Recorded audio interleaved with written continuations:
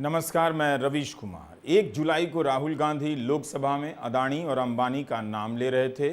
उसी दिन Hindenburg research Bharat की नियामक संस्था सेबी के सवालों का जवाब सार्वजनिक कर रहा था। सेबी ने हिंडनबर्ग को कारण बताओ नोटिस जारी किया था। उसी का जवाब देते हुए हिंडनबर्ग ने सेबी को पूरा का पूरा नोटिस और अपना जवाब सार्वजनिक कर दिया।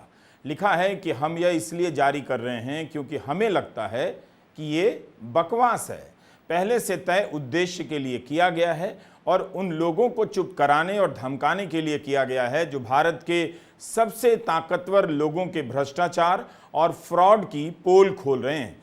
तृणमूल सांसद महुआ मोइत्रा ने ट्वीट किया है कि यह शर्मनाक है कि सेबी हिंडनबर्ग को कारण बताओ नोटिस भेज रही है, जबकि अदानी समूह के खिलाफ एक्शन नहीं ले पा रही है। अदानी सुप्रीम लीडर को कंट्रोल करते हैं जिनका सेबी पर नियंत्रण है। ये महुआ मोइत्रा का ट्वीट है। जनवरी 2023 में हिंडनबर्ग की रिपोर्ट आई। उसके बाद से लेकर अब तक अदानी समूह को लेकर मीडिया में जितनी भी खोजी रिपोर्ट आई हैं, सब में अलग अलग तरह के गंभीर सवाल उठे हैं, लेकिन अदानी समूह के खंडन के बाद उन्हें तुरंत भुला दिया गया। उम्मीद है सेबी भी हिंडनबर्ग के सवालों का जवाब सार्वजनिक रूप से देगी ताकि मीडिया को रिपोर्ट करने के लिए आधिकारिक जानकारियां मिल जाएं। सूत्रों के हवाले से आने वाली खबरों का कोई मतलब नहीं रह जाता। सेबी ने हिंडनबर्ग पर आरोप लगाया है कि उसने अपनी रिपोर्ट को सार्वजनिक करने से पहले उसका एक ड्राफ्ट किंगटन कैपिटल मैनेजमेंट को दिया था। इसकी मदद से किंगटन ने एक फंड बनाया जिसका नाम सेबी ने के इंडिया अपॉर्चुनिटीज फंड KIOF बताया है। इसके माध्यम से अदानी के स्टॉक में शॉर्ट पोजीशन बनाई गई और मुनाफा कमाया गया। ब्लूमबर्ग में लिखने वाले पत्रकार एनडी मुखर्जी ने इस पर लिखा है कि शो कॉज नोटिस के सार्वजनिक होने से 2 दिलचस्प बातें सामने आई हैं। एक तो यह कि अदानी को शॉर्ट करने के लिए सिर्फ एक ही गुमनाम निवेशक देश के बाहर स्थित था, और दूसरा यह कि इस ऑफशोर इकाई को बनाने और चलाने में कथित रूप से कोटक बैंक शामिल था।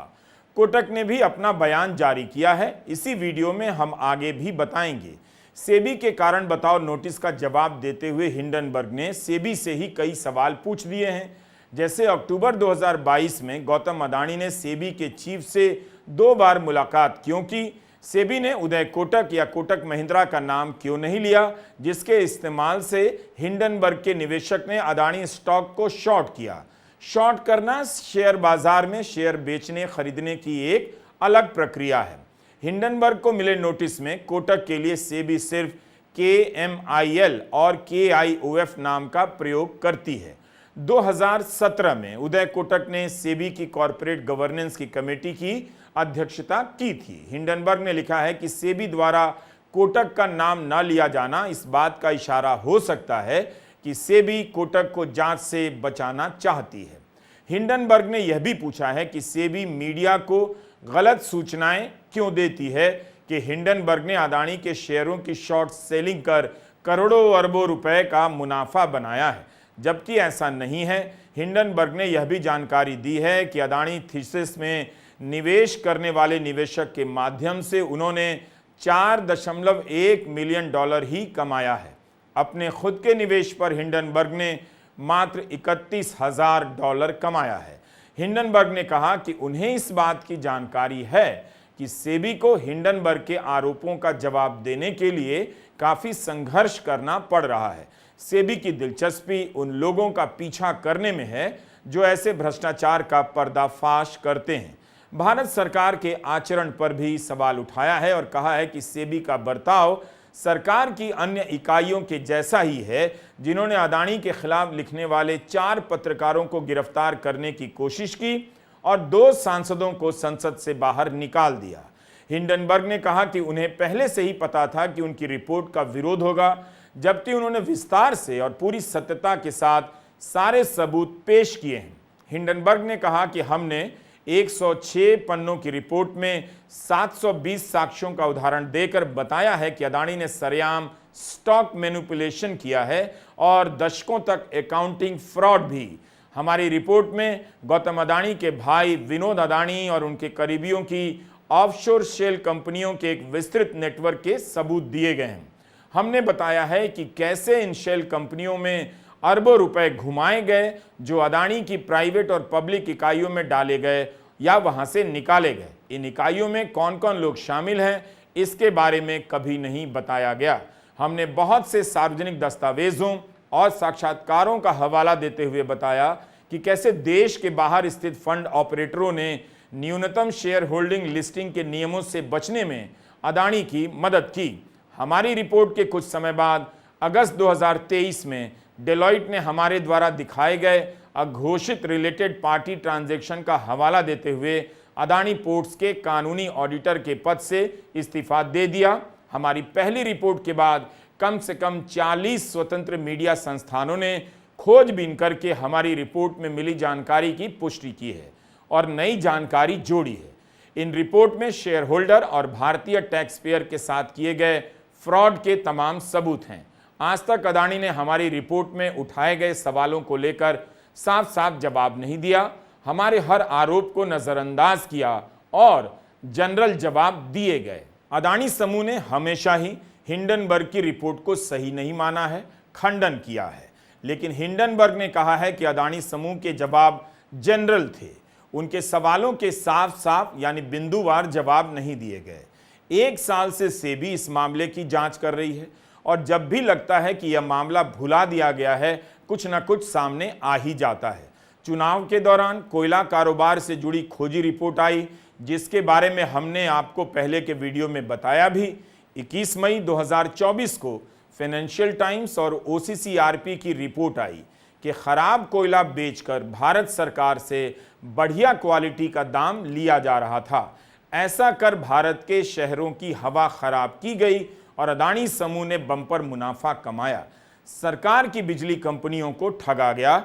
इसके कुछ दिन पहले यानी 8 मई को प्रधानमंत्री मोदी ने लोकसभा चुनाव में अदानी और अंबानी पर आरोप लगाया कि टेम्पो में काला धन भरकर कांग्रेस को पहुंचाया जा रहा है। प्रधानमंत्री ने दोबारा कभी अपने इस बयान को सत्यापित नहीं किया। उन्होंने यह बात चुनावी रैली में की, इसलिए लोकसभा के नियम लागू नहीं होते हैं। फिर भी जिस तरह से लोकसभा में राहुल गांधी को एक एक बात को सत्यापित करने के लिए कहा जा रहा है, प्रधानमंत्री की नैतिक जिम्मेदारी बनती है कि वे अपनी इस बात को सत्यापित करें और बताएं कि उन्होंने अदानी अंबानी के टेम्पो को कहां देखा था जिसमें काला धन भरकर कांग्रेस को पहुंचाया जा रहा था और सूचना मिलने पर उन्होंने क्या कदम उठाए। हिंडनबर्ग ने आरोप लगाया है कि सेबी ने जनवरी 2023 में उसकी रिपोर्ट के प्रकाशित होने के फौरन बाद ही चुपचाप अदानी की मदद करना शुरू कर दिया। हिंडनबर्ग ने यह भी लिखा है कि उनकी रिपोर्ट के बाद पब्लिक और सुप्रीम कोर्ट द्वारा जांच की मांग के दबाव में सेबी बौखला गई। शुरुआत में सेबी ने हमारी रिपोर्ट की कई मुख्य बातों को स्वीकार किया। सुप्रीम कोर्ट में यह कहा कि हिंडनबर्ग की रिपोर्ट आने से पहले से ही सेबी खुद को इस बिंदु पर संतुष्ट नहीं कर पाई है कि फॉरेन पोर्टफोलियो इन्वेस्टमेंट के फंड में पैसा डालने वालों का अदानी से कोई संबंध नहीं है। इसके बाद सेबी ने कहा कि वो आगे की जांच नहीं कर सकती। कोर्ट के दस्तावेज से पता चलता है कि सेबी ने कहा कि उन्हें जांच में आगे कुछ नहीं मिल रहा। सेबी ने कहा कि आगे की जांच बिना मंजिल के सफर जैसी होगी। हिंडनबर्ग ने कहा है कि अदानी की जांच करने को लेकर सेबी की अक्षमता या अनिच्छा को दर्शाता है। हिंडनबर्ग के अनुसार मीडिया रिपोर्ट देखकर यही लगता है कि सेबी अदानी पर नाम मात्र की पाबंदी या हर्जाने लगाएगी। हिंडनबर्ग ने लिखा है कि जून 2024 में अदानी के CFO जोगिशिंदर सिंह ने सेबी के नोटिस को बेमतलब कहा। यह बताता है कि सेबी की जांच को लेकर कोई गंभीर नहीं। सेबी को हिंडनबर्ग के इन आरोपों का खंडन करना चाहिए, विस्तार से मीडिया में आकर ऑन रिकॉर्ड जवाब देना चाहिए। हिंडनबर्ग ने लिखा है कि CFO जोगिशिंदर सिंह का यह आत्मविश्वास अदानी और सेबी के रिश्ते से आता है। मीडिया रिपोर्ट और RTI से मिली जानकारी का हवाला देते हुए हिंडनबर्ग ने लिखा है कि 2022 में गौतम अदानी 2 बार सेबी की अध्यक्ष से मिलने गए। 12 अक्टूबर 2022 के हिंदू बिजनेस लाइन में पलक शाह की यह रिपोर्ट है, जिसकी हेडलाइन में ही लिखा है, अदानी का सेबी के दफ्तर में जाना सरप्राइज विजिट था। पलक ने लेकिन ये खबर सूत्रों के हवाले से लिखी, इसे रेखांकित करना जरूरी हो जाता है। लिखते हैं कि 4 हफ्ते के भीतर 2 बार अदानी सेबी की तत्कालीन चीफ माधवी बुच से मिलने गए। रिपोर्ट के अनुसार ऐसा करने वाले वे पहले हाई प्रोफाइल बिजनेसमैन थे। हिंडनबर्ग ने लिखा है कि इनमें से एक मुलाकात अदानी समूह द्वारा 10.5 बिलियन की लागत से एसीसी और अंबुजा सीमेंट कंपनियों के सौदों को लेकर चर्चा के बारे में थी। रॉयटर्स के अनुसार इस सौदे में सेबी खास तौर पर सौदे को फंड करने के लिए इस्तेमाल हुए ऑफशोर स्पेशल पर्पस व्हीकल्स की जांच कर रही थी। बाद में ये ऑफशोर खाते विनोद अदानी के निकले। उल्टा हिंडनबर्ग अब यह कह रहा है कि सेबी कैसे काम करती है, यह जानने के लिए वह आरटीआई करने जा रही है, जिसमें हम सेबी के उन कर्मचारियों के नामों की जानकारी मांगेंगे जो अदानी मामले और हिंडनबर्ग मामले दोनों पर काम कर रहे थे। साथ ही उन सभी मुलाकातों और बातचीत की जानकारी मांगेंगे जो सेबी और अदानी समूह और उनके प्रतिनिधियों के बीच अभी तक हुई है। हम इंतजार करेंगे और ये देखेंगे कि सेबी अपनी जांच के बारे में बुनियादी पारदर्शिता रखते हुए जानकारी मुहैया करवाती है या नहीं। हिंडनबर्ग ने अपने जवाब में मीडिया रिपोर्ट के कई हाइपर लिंक दिए हैं, यानी जो भी जहां भी कुछ भी छपा है उसे समेटकर अपने जवाब में शामिल किया है। हिंडनबर्ग ने अपने ब्लॉग में बहुत सी खोजी रिपोर्ट के लिंक दिए हैं, आप फिर से पढ़ सकते हैं, जिन्हें दुनिया भर के पत्रकारों ने छापी हैं। सेबी ने अदानी समूह को भी कारण बताओ नोटिस जारी किया है। बिजनेस स्टैंडर्ड की मई 2024 की खबर है, सेबी ने अदानी समूह की 7 कंपनियों को कारण बताओ नोटिस भेजा। इसमें मुख्य कंपनी अदानी एंटरप्राइजेज भी शामिल है। इस नोटिस का संबंध भी हिंडनबर्ग की रिसर्च रिपोर्ट से है। इस रिपोर्ट में लिखा है कि गौतम अदानी की फ्लैगशिप कंपनी अदानी एंटरप्राइजेज ने कहा है कि उसे 31 मार्च को समाप्त तिमाही में 2 कारण बताओ नोटिस मिले हैं। ग्रुप की अन्य कंपनियों में Adani ports and special economic zone, Adani power, Adani energy solutions, Adani Wilmer और अदानी टोटल गैस ने भी सेबी की हालिया पूछताछ के बारे में शेयर बाजार को सूचित किया है। इन कंपनियों ने कहा है कि उन्हें जो कानूनी राय मिली है उसके आधार पर सेबी के नोटिस का असर होने की संभावना नहीं है। हालांकि अदानी विल्मर और अदानी टोटल गैस को छोड़कर इन कंपनियों के ऑडिटरों ने योग्य राय जारी करते हुए सतर्क रुख अपनाया है, जिसका अर्थ है कि सेबी की जांच के नतीजे भविष्य में वित्तीय विवरणों को प्रभावित कर सकते हैं। अदानी एंटरप्राइजेज के ऑडिटरों ने कहा है कि सेबी द्वारा लंबित निर्णय के कारण और संबंधित दस्तावेजों की हमारी समीक्षा के आधार पर हम किसी भी संभावित खुलासे पर टिप्पणी करने में असमर्थ हैं। परिस्थितियों में किसी भी बदलाव या उपलब्ध अतिरिक्त जानकारी के आधार पर हम अपनी राय पर इस मामले के प्रभाव का मूल्यांकन करना जारी रखेंगे। जो कुछ भी पढ़ा ये रिपोर्ट का हिस्सा है जो पहले छप चुकी है। इस एपिसोड के रिकॉर्ड होने तक अदानी समूह द्वारा कोई जवाब नहीं आया, ना ही सेबी की ओर से कोई स्पष्टीकरण।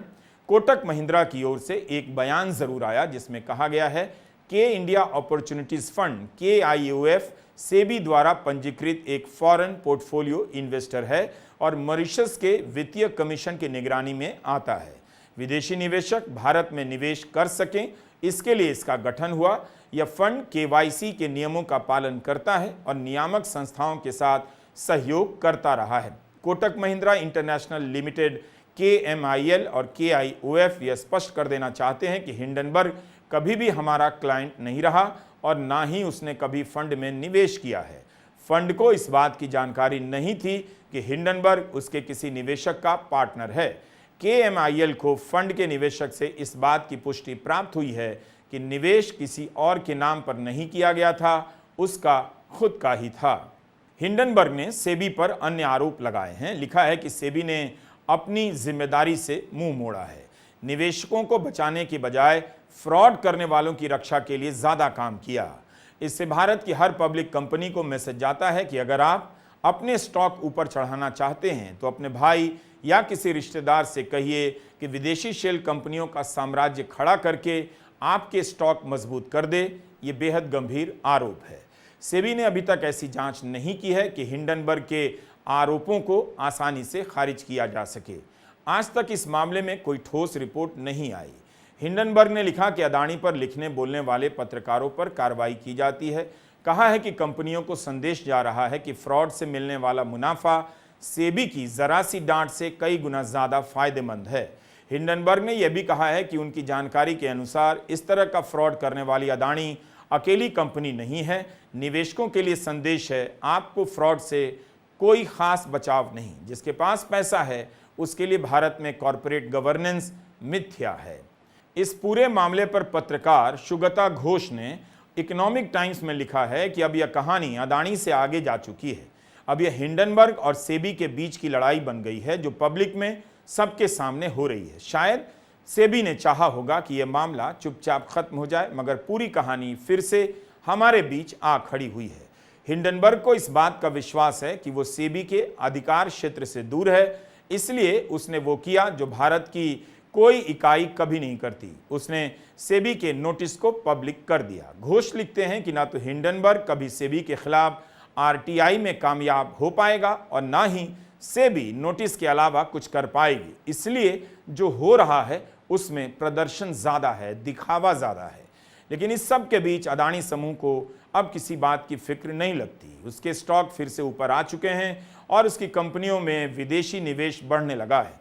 घोष ने इस बात को भी रेखांकित किया है कि सेबी को अब शक है कि कोटक समूह को हिंडनबर्ग रिपोर्ट की जानकारी पहले से थी, क्योंकि उसी की एक इकाई ने किंगटन के लिए शॉर्ट का काम किया। घोष लिखते हैं कि कोटक द्वारा किंगटन के लिए ट्रेडिंग करना नियमों का उल्लंघन हो सकता है, लेकिन यह सेबी को साबित करना होगा कि क्या कोटक को इस मामले की जानकारी थी। इस बीच न्यूज़ मिनट की खबर है कि तमिलनाडु सरकार ने अपने directorate of vigilance and anti corruption विभाग को अदानी समूह के खिलाफ जांच के आदेश दिए हैं। अदानी समूह पर आरोप है कि निम्न गुणवत्ता के कोयले को उच्च गुणवत्ता वाला बताकर तमिलनाडु की कंपनी को बेचा गया। राज्य के सतर्कता विभाग से कहा गया है कि 2 महीने के भीतर रिपोर्ट सौंपे। हमने आपको इस मामले के बारे में पहले अपने वीडियो में बताया था। मई 2024 में फाइनेंशियल टाइम्स और Organized Crime and Corruption Reporting Project OCCRP ने अपनी एक खोजी रिपोर्ट में बताया है कि कैसे जनवरी 2014 से अक्टूबर 2014 के बीच कोयले के कम से कम 2 दर्जन ऐसे शिपमेंट तमिलनाडु तट पर पहुंचे जिनमें शुरुआती कीमत के अनुसार निम्न श्रेणी का कोयला था, लेकिन उन्हें अदानी समूह द्वारा टेंजेटको कंपनी को मूल कीमत से 3 गुना अधिक कीमत पर बेचा गया। अब तमिलनाडु सरकार ने इसे लेकर जांच बिठा दी है। अदानी के खिलाफ आने वाली इन खबरों पर हिंदी में बहुत रूटीन रिपोर्टिंग होती है, इसलिए हमने तमाम खबरों का संकलन किया है। अदानी समूह पर जब भी कोई मीडिया रिपोर्ट आती है, लगता है कि कितने गंभीर सवाल उठ रहे हैं, लेकिन प्रतिक्रिया ऐसे आती है जैसे कुछ हुआ ही ना हो। हिंडनबर्ग रिसर्च ने उन तमाम मीडिया रिपोर्ट को समेटकर रिसर्च बुकलेट ही तैयार कर दिया है और भारत की नियामक संस्थाओं पर सवाल उठा दिया है। जो मामला रफा दफा समझ लिया गया था, वो नए किरदारों के साथ फिर से खबरों में लौट आया है। नमस्कार, मैं रवीश कुमार।